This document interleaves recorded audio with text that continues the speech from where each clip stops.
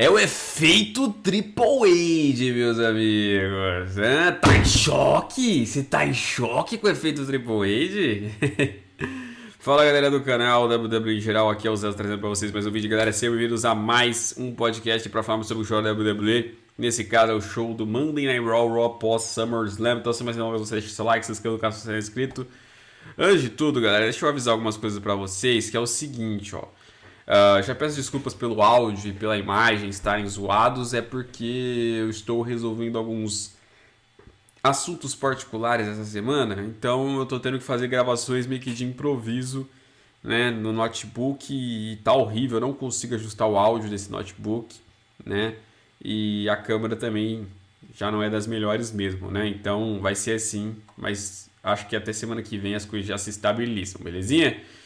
Então é isso, não deixem de também acessar os patrocinadores do canal a Team Celere, link na descrição do vídeo. E sem mais delongas, vamos falar desse Raw comandado pelo Triple H, que está todo mundo elogiando e comentando, porque de fato tivemos aí algumas novidades bem interessantes, né?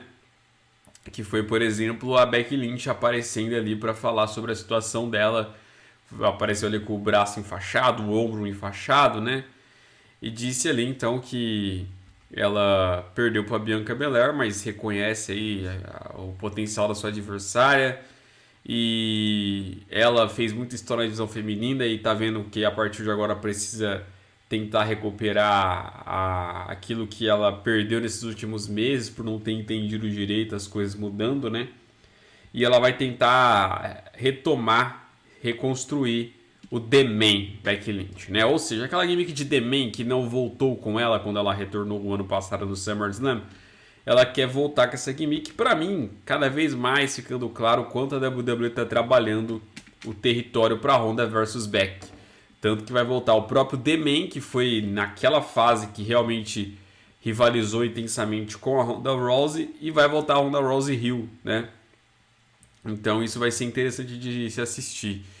A Bianca Belair veio ali então para cumprimentar mais uma vez a Becky Lynch, dizer que foi um orgulho enfrentá-la e etc.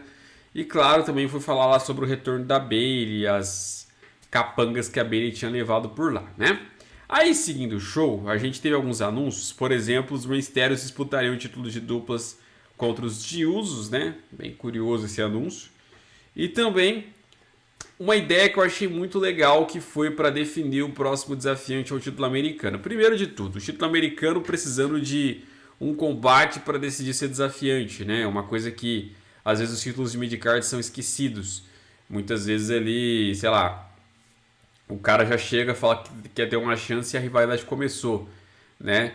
E aí não, aí eles colocaram, né, várias opções para ser desafiante e ao invés de fazer em um combate só, dividiram em dois combates. Então colocaram um combate triplo entre Miz, Styles e Mustafa Ali e outro combate triplo entre Ziggler, Gable e Tommaso Ciampa, para depois cada vencedor de cada luta fazer uma final para aí sim ir disputar o título americano contra o Lashley na semana que vem. É até uma forma de você deixar mais espaço para cada um desses caras, ter mais tempo também ali de combate para cada uma dessas lutas, em vez de fazer um surubão com todos eles.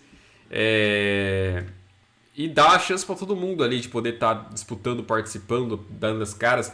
É assim que você utiliza seu roster, com inteligência. Pega todo mundo, ou quase todo mundo que você tem, distribui ali em umas lutas para definir uma coisa só. Pra você ver, pra você definir só o campeão americano, você fez 3 lutas e utilizou 6 superstars, né? Então, uma ideia que certamente aí é a mentalidade do Triple H mesmo de fato, né? De poder ter essa visão mais clara, né? E a utilização de alguns nomes ali que a gente já vai comentar na sequência, né? O Gable já vinha sendo utilizado pelo Vince, mas não exatamente da forma como foi aí agora, né? Provavelmente o Otis poderia entrar em vez do Gable nessa história. O Mustafa Ali estava mais nas duplas, recentemente com o Cedric, então não sei se seria colocado. E o próprio Tommaso, que a gente vai falar já na sequência. Rolou ali primeiro o combate triplo. O final desse combate foi muito bom. O AJ Styles fazendo um Skywars Clash no Mustafa Ali em cima do The Miz também, né? E ele foi o primeiro classificado então para essa finalzinha, né? Que já seria uma boa opção, Styles versus Lashley. E aí então, antes da outra semifinal, a gente teve o Seth Rollins vindo ali, então, todo feliz, e eu tô falando então toda hora, né? E aí o Seth Rollins disse que algo que deixou ele alegre, apesar de não ter lutado no SummerSlam, foi saber que agora ele não vai ter mais que aturar o Matt Riddle, né? Porque o Matt Riddle desejou ali aquilo que ele não deveria ter desejado, que foi uma briga. E aí ele acabou com o Matt Riddle de vez. Mas é bom porque agora sem Matt Riddle ele consegue focar em outras coisas, dentre elas voltar seu foco em Roman Reigns e o título universal, né? É curioso porque, mais uma vez, só que dessa vez dentro do personagem de Kayfabe, ele demonstra o interesse sim de voltar uma rivalidade com o Roman, que ele havia esquecido desde janeiro, quando ganhou por desqualificação do Roman no Royal Rumble, e falar do título universal também. Ou seja, mesmo que o Roman perca o título universal, o Rollins já demonstrou interesse de ir atrás disso. Então ele pode ser sim um desafiante a esse título, esteja o título com o Roman ou esteja esse título com, sei lá, o Drew, o Theory, seja quem for, né? Theory não apareceu essa semana, inclusive, né? Aí no Raw. Pode ser que ele apareça no SmackDown, né? Até porque tem mais a ver ali, o título tá lá, ele é o Mr. Money in the Bank, não faz sentido ele aparecer no Raw. Então assim, gente, é legal de ter visto esse recado do Seth Rollins e falam muito aí que talvez ele volte a rivalizar com o Roman depois do Clash at the Castle. Significa que o Roman será como campeão de lá? Muito possível, né? Muito possível. Bom, aí apareceu o Street Profits, ele não quis nem esperar os Street Profits interromper ele ali direito e falou para parar a música, que eles são os derrotados, perderam de novo, eles perdem tanto que deveriam começar a cogitar se separarem, né? O que pode ter mexido com uma pulguinha na cabeça dos caras. E só que eles também revidaram, falaram que o Seth Rollins perdeu já um título de dupla para eles, falaram que o Seth Rollins perdeu pro Cody Rhodes com um braço. E aí então o Montez tirou cara ou coroa ali com o Ângelo para ver quem que poderia enfrentar o Seth Rollins naquele momento, e aí o Montez foi ali e nem esperou o Joaquim Pô terminar e correu para enfrentar o Seth Rollins no combate individual, né? Me parece já um teste preparatório aí para o Montez poder em breve seguir uma carreira solo, que todo mundo vive pedindo. Seth Rollins vence, né?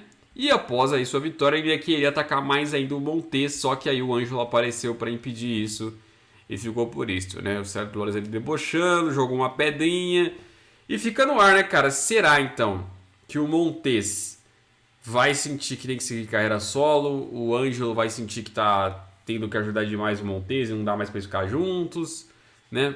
Porque esse tipo de storyline assim, ou é pra fortalecer a dupla e a dupla virar campeã, o que não acho que vai ser o caso, porque já tiveram suas chances pelos títulos de duplas e falharam. Então assim, só tem um inclusive hoje, porque tá unificado. É mais provável que eles realmente aí vão chegar ao fim, vai ter uma separação. A questão é quem vai trair quem? Vai ser o Montez? É que o Montez, cara, ele é muito carismático. Então ele já começar a carreira dele solo, o Rio, é um pouquinho diferente, estranho, né? Eu acho que o Ângelo vai perder a paciência mesmo aí, né? A gente tava tendo um combate de Alexa Bliss contra a Asuka também, que acabou sendo encerrado por desqualificação por causa ali, então, da Bayley e suas amiguinhas, né? E aí a Bianca Belair até apareceu para expulsá-las ali do ringue e desafiou elas ali para um combate. A Io Sky, que antigamente chamava Io Shirai, aceitou e iria então enfrentar a Bianca Belair. Aí na sequência a gente foi ali ter o outro combate triplo, esse entre o Gable, o Ziggler e o Tommaso, né, para ver quem que ia para a finalzinha contra o AJ Styles. Muito bom combate também, vitória do Tommaso ali, fiquei felizão quando ele já chegou na final, que eu comecei a criar esperança de que ele poderia então vencer o AJ Styles, mas só de ter AJ Styles contra o Tommaso já me agradou já num show semanal. Eu não preciso dizer que nesse momento, só de ele chegar na final, você já percebe um efeito sim Triple H, aí não é exagero. Porque quem acompanhou um pouquinho da NXT, não precisa nem ser muito, sabe o quanto o Triple H ama o Tommaso Ciampa. Usa ele em completamente tudo. Tudo. Então, eu não imaginava, sinceramente, que logo de início, logo de cara, o Triple H já ia querer impulsionar o cara, sabe? Eu pensei assim, não, talvez vai pensar em botar ele na alta do título de duplas, algo do gênero. Mas não, né? Já foi no primeiro showzinho ali mesmo, já botou o cara pra ir pra final, né? Aí depois a gente teve o retorno do Edge, que não fez lá muita coisa, pegou o microfone só pra dar um recado que a gente já imaginava, que ele quer se vingar do Judgment Day, que sentiu um pouquinho de poder, já se iludiu, e aí então ele vai ter que destruir aquilo que ele criou, né? Um por um, e me deixou esse recado pra Rhea Ripley, pro Balor e pro Priest. Ficou por isso. Aí, também a gente foi na sequência ter lá o combate da Bianca Belair contra a Io Sky. Mas o combate acabou por desqualificação, porque aí as equipes que estavam lá de fora ali acompanhando começaram a se bater. Aí teve que vir juiz, segurança para separar. Gente, o negócio é o seguinte. Nesse momento também tinha sido anunciado que a Becky Lynch sofreu uma lesão no ombro, né? Agravado por ataques que ela sofreu no backstage. Esses aí foram em kayfabe. Da equipe da Bayley aí, o time da Bayley. E aí por conta disso ela ficará ausente por alguns meses, deixou claro a WWE. É triste porque ela vai ficar então fora do Clash at the Castle. Pelo menos esse pay-per-view ela pode ficar fora. E assim, era no Reino Unido, né? Tudo bem. Assim, quando eu digo Reino Unido, gente, eu tô querendo dizer a Europa toda ali, porque os superstars da WWE europeus, eles não precisam necessariamente ser de Londres, não precisam necessariamente ali fazer parte do Reino Unido. Tem lutador da Rússia que já foi campeão, lutador da Alemanha, Itália. A Europa, de modo geral, ali a gente considera tudo uma coisa só, porque é um nicho, né? É um nicho ali de wrestling. Então, é isso que eu quero dizer, né? E a Becky Lynch estaria ali num território, e inclusive parece que ela já morou no Reino Unido durante um tempo, na Inglaterra mesmo, né? E assim, seria legal de ver ali então ela podendo lutar em casa, né? Seria a principal superestrela e aí não vai conseguir fazer isso, né? Vamos ver se eles vão conseguir pelo menos aproveitar melhor o Sheamus, né? Porque senão vai sobrar quem? Vai sobrar o Balor, que deve ter alguma coisa também aí, talvez com o Ed, e o Druzão da Márcia, né? Mas fica por isso, contra essas equipes, eu acho que tá bem claro, né? Vai fazer ali Bayley, Dakota Kai e Io Sky contra a Alexa, a Asuka e a Bianca Belair para algum show semanal, eu acho. Aí, gente, depois fomos pra final ali, o Miz passando as instruções pro Tommaso, né? Achei bem legal isso. E aí o AJ Styles foi lá também todo animado. E fomos pra essa final de AJ Styles contra Tommaso Ciampa. Gente, combate muito bom, né? Combate com mais de um finisher, que não é uma coisa muito comum de a gente ver em show semanal, mas a gente vinha em NXT, por exemplo. Então, mais uma coisa que provavelmente tem dentro do Triple H, deixou a luta rolar. E aí teve a interferência do Miz ali. A maneira inteligente que acabou também, porque o Miz ele coloca o pé do Tommaso na corda, o Miz ele apanha, o Miz segura o AJ Styles sem que o juiz vê, o AJ Styles até consegue voltar pro ringue, então não perdeu por contagem fora, só que nisso perde completamente ali a atenção, né? E aí já volta levando o finisher do Tommaso Ciampa, que vence, fica todo feliz ali, com aquela cara de assustado. Essa cara do Tommaso de assustado, ela é clássica, desde os tempos de origem dele, né? Essa carinha dele, daquele torneiozinho Cruiserweight lá atrás, que foi o início da divisão Cruiserweight. E aí o Miz vai lá, fica feliz com ele, o Tommaso também. Eu fico muito contente, né, cara, porque quem acompanha a história do Tommaso desde o torneio do Cruiserweight, o começo do DIY, traição lá com o Johnny Gargano, depois rivalidades, virando campeão, teve a lesão, voltando, a própria participação da NXT 2.0, que ele foi o primeiro campeão ali. Ele é um cara que ele realmente é esforçado, quase não reclama de nada. É impressionante, ele sempre vê as coisas positivas em tudo, sabe? Até quando você fala, nossa, mas olha o que estão fazendo com o Tommaso, ele vai lá enxergar algo positivo. E parece que, sei lá, parece que os deuses do wrestling percebem isso e falam, esse é meu filho que não reclama, então eu vou ajudar ele. E aí conspira para as coisas dar certo, né? Por quê? Porque aí o Vince sai justamente no comecinho da carreira dele, ali do main roster, e de repente o Triple H, que ama tanto ele, assume, e aí ele que tava como capanga no Miz, o Miz virou o capanga dele, e ele vai virar desafiante ao título americano. Então é bem legal de ver as coisas acontecendo em prol do Ciampa, né? Vai pegar o Bob Lashley semana que vem. Eu acho que se ganhasse esse título americano seria surpreendente. Mas veremos. Depende muito de como vai ser essa luta, se vai acabar empatada, se a derrota dele não vai ser por desqualificação, né? Se o Miz não vai fazer alguma cagada na hora de ajudar e acabar rendendo uma rivalidade de Tommaso contra Miz. Vamos dar uma olhada, mas fiquei bem animado. E é o que eu falei, né, cara? É impressionante. O Triple H não quis nem saber. Falou, é meu favorito. Primeiro show que eu comandar com ele, ele já vai chegar e ter push. E teve mesmo, cara. E teve mesmo. Já chegou com os dois pés na porta ali. Eu tava imaginando que ele ia fazer algumas mudanças graduais ali com o tempo. Mas eu acho que a estratégia dele é justamente outra. É ir realmente colocar o que ele sabe fazer de melhor, né? Colocando os nomes que ele mais gosta para dar um resultado de imediato, para que os oficiais da WWE vejam e falem, pô, o Triple H tem o caminho certo, o Triple H é um cara atualizado. Porque culparam muito ele, né, com o NXT antigo, falaram que o NXT dele antigo não funcionou, seria um recado dele, né, tipo, tá vendo, ó, claro que funciona meu estilo, claro que funciona, olha como os fãs estão elogiando, olha como as coisas estão se saindo, né, então enfim, cara, eu tô feliz pelo Tommaso, cara, só pelo Tommaso eu já tô feliz. Bom, aí depois a gente foi ter lá então a disputa do título de duplas, né, entre os de Usos contra os Mistérios. Basicamente ali não dá muito para acreditar que os Mistérios virariam campeões mesmo no main event. Talvez se fosse no show da semana passada lá especial de 20 anos de Rey Mistério, né? Opa, sumiu a imagem. Cara, olha a hora que foi sumir a imagem. Mas no finalzinho, quase teve PS4 hoje, hein? Rapaz, mas que azar. Que azar de vocês, hein, meus amigos? Que tristeza. Aliás, deixa eu até falar uma coisa pra vocês, falando em PS4 aposta. O Pipe, ele já escolheu qual mico eu e o Samu vai pagar, tá? Da aposta que a gente tinha feito lá nos Donos do Ringue. A gente vai ter que imitar as poses da stable dos Super Gatos, né?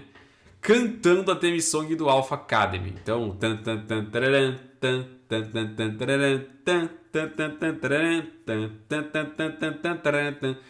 entendeu? Cantando e fazendo as poses essa semana. Provavelmente o vídeo vai sair no podcast do SmackDown no sábado, tá? Então, lá no comecinho vocês vão poder assistir e o Samu cumprir esse mico.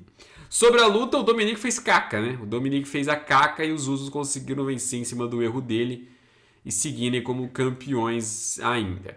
Aí depois da luta apareceu o Judgment Day para atacar ali o Dominic e o Rey Mysterio, só que o Edge veio ali pilhado para atacá-los ali, para tentar se vingar. E nisso ele foi fazer um espelho ali no Finn Balor, que a Rhea Ripley conseguiu ali empurrar o Dominic para empurrar o Balor e ele levar o espelho no lugar do Balor. O Edge faz um espelho acidental no Dominic. Só que aí esse que é o problema, né? Ele não presta socorro, ele continua correndo atrás do Balor. E aí Rhea Ripley dando risada ali e o Rey Mysterio fica desesperado ali porque o Dominic machucou, aí já vem os médicos socorrer. Assim, o Edge cometeu um acidente, não foi intencional, só que ele não prestou socorro, né? Ele não tá nem aí pros mistérios, ficou evidente, ele só quer a vingança dele. Então, errei, dane-se, vocês se acodem aí, né? E isso vai ser curioso, será que o Dominic vai ficar com raiva e se o Judgment Day por causa disso? O Rey Mysterio vai ficar com raiva e querer enfrentar o Edge? Imagina o Rey Mysterio no Judgment Day, Rio. Que plot twist louco, né? O Rey Mysterio vai ajudar o Edge contra o Judgment Day. O Dominic vai ficar com raiva porque o pai dele se uniu ao cara que o lesionou e entrar pro Judgment Day também. Pensei nessas histórias assim, mas fica no ar aí então. Como vai ser as consequências desse erro, desse acidente que o Edge acabou fazendo aí. Bom, temos agosto inteiro sem pay-per-view, então eles vão ter que trabalhar muito bem esses shows semanais para manter a gente interessado, né? Comenta o que vocês acharam, gente. Um abraço, até a próxima e fui.